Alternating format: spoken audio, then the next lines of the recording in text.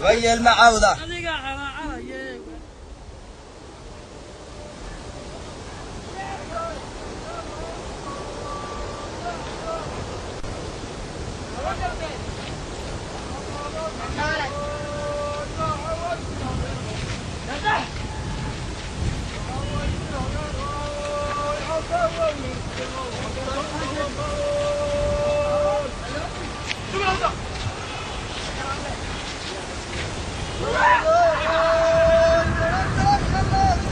After a long, slow climb, we've left the hot, humid, dusty coast, which was really starting to get to us, those endless plains, and we've arrived in the mountains, and the people are just uplifted by the clean air. There's a cool breeze, the boys have been singing. It's just absolutely superb.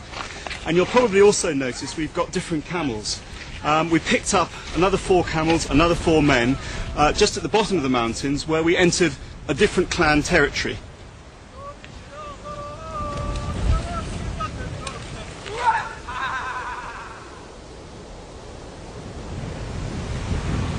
At 1 p.m. we unloaded under a sycamore tree called after a chieftain, Halimali, and giving its name to the surrounding valley. This ancient of the forest is more than half decayed. Several huge limbs lie stretched upon the ground, whence for reverence no one removes them. This holy tree was, according to the Somali, a place of prayer for the infidel, and its ancient honors are not departed. As everyone who passes by visits the Halimali tree, foraging parties frequently meet, and the traveller wends his way in fear and trembling.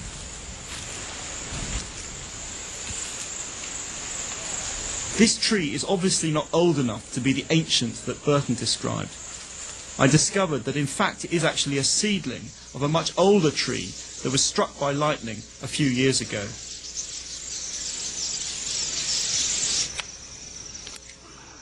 The feasters resembled Wordsworth's cows, 40 feeding like one.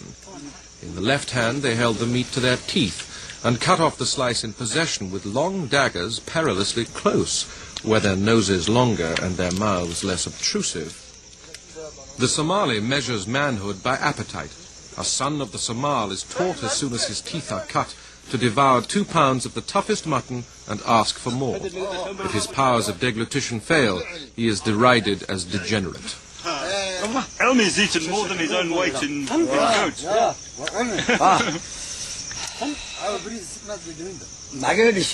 He's a typical Somali, meat and milk. No rice. No rice.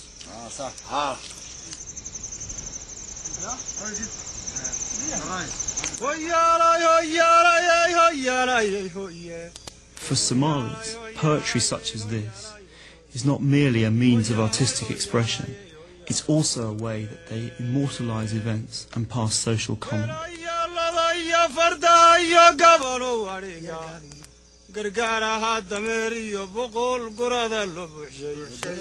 قديقود بحوله النفطي رح قليا حدوني بهن نقو قلدين لبن ما قريني قسين كان عنابا حولها ملك السوق قراي قعنتين ميدي قوي وقمرتي دني قبدي يورق وشوق انت لي قبب ثيني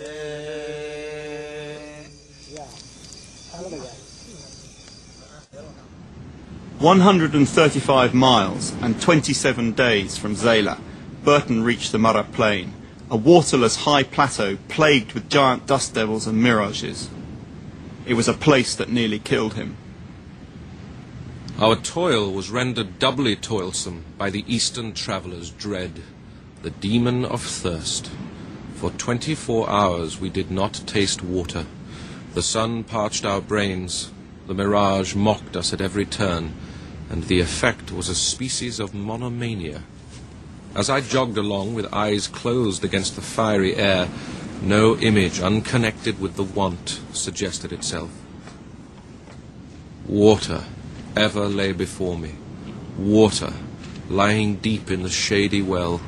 Water in streams bubbling icy from the rock. Water in pellucid lakes inviting me to plunge and revel in their treasures. Then an an invisible hand offered a bowl for which the mortal part would gladly have bartered years of life. Then, drear contrast, I opened my eyes to the heat-reeking plain and a sky of that eternal metallic blue, so lovely to painter and poet, so blank and deathlike to us. I tried to talk, it was in vain; to sing, in vain; vainly to think. Every idea was bound up in one subject: water.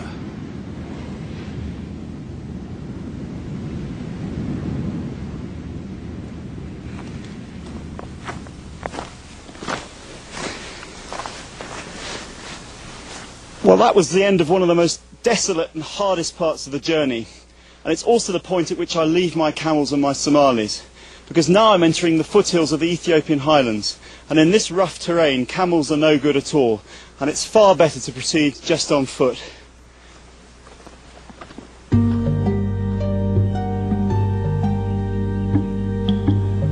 Burton also left the majority of his caravan here, because such was the fear that the locals had of the rulers of Hara, that only 2 Somalis could be persuaded to accompany him on the final leg of his journey.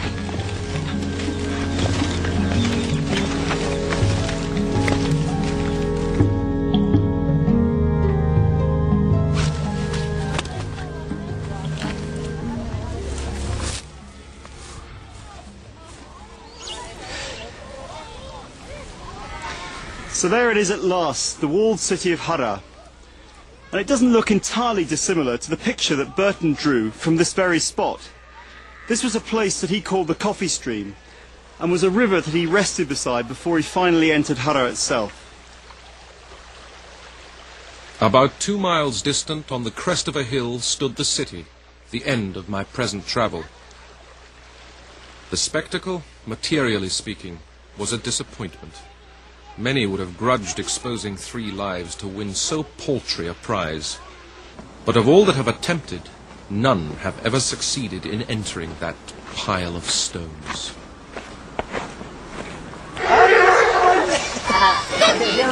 Advancing to the gate, we accosted a warder and sent our salams to the emir, saying that we came from Aden and requested the honor of audience.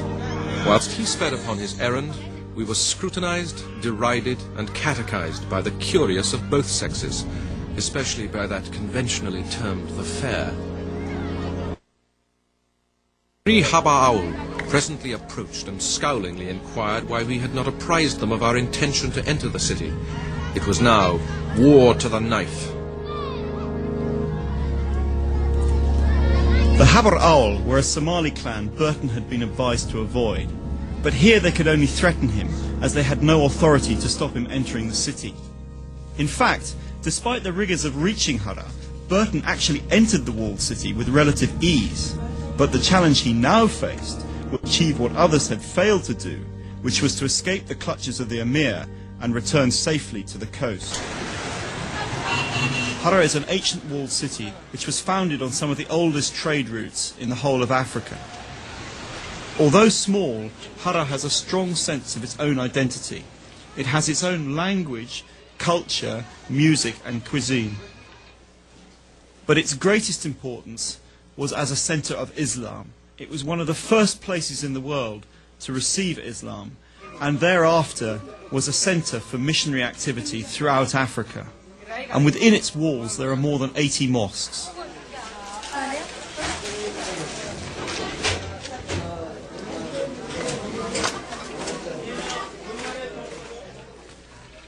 Assalamu alaikum.